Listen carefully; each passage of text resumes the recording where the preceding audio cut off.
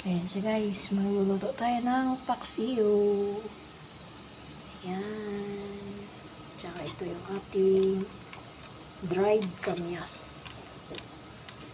Lagay natin sa ilalim. Ayan siya guys. Tapos, bawang. Lagay natin sa ilalim. Ayan. Tapos, bago lagay na natin yung isda. Yung malalaki. Lagay natin sa ilalim. Ayan siya guys.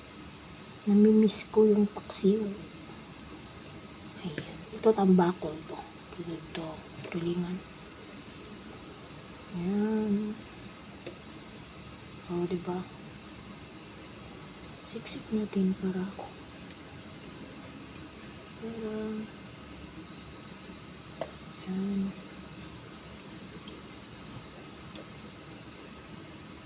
O, diba? Ayan. Tapos, lagyan natin ng suka. Ayan, lagyan natin ng suka, guys. Okay.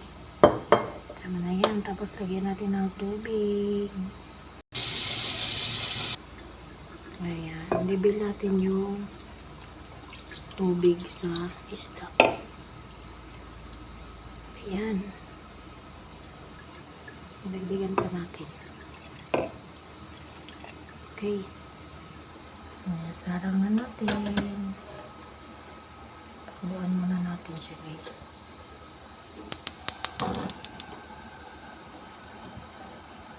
Then, takpan natin muna. At lagyan natin siya ng ampalaya pag naluto na yung ating isda. Ayan siya guys. Lagyan natin ng sili para medyo maanghang. Ginupit ko yung iba.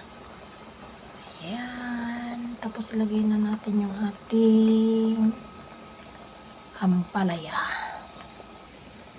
Ilagay na natin ang ating ampalaya guys. O, diba? Sarap pag maraming ampalaya. Ayan. Sarap-sarap nito, guys. O, diba? Ayan. Tapos, paano ko na lang konti yung sabaw. Para matuyo na. Tuyo konti man na. Para masarap. Tapos, takpan natin ulit. So, ayan, takpan muna natin. Lutuin natin yung ating ampalaya.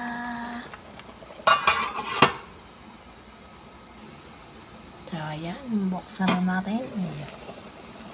So, ayan, luto na ang ating paksiyo, guys.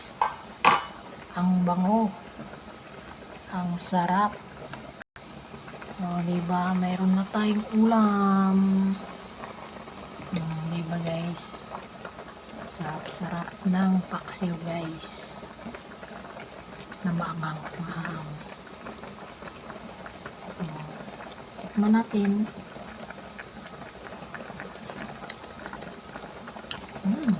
Yummy. O, diba, done cooking na guys. May ulam na tayo. Ang ating paksiyo, naluto na. Paksiyo na tulingan. Sarap. O, diba?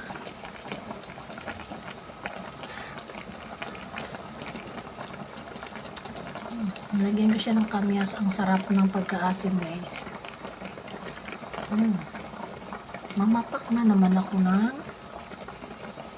ulam. Ang daming pampalaya.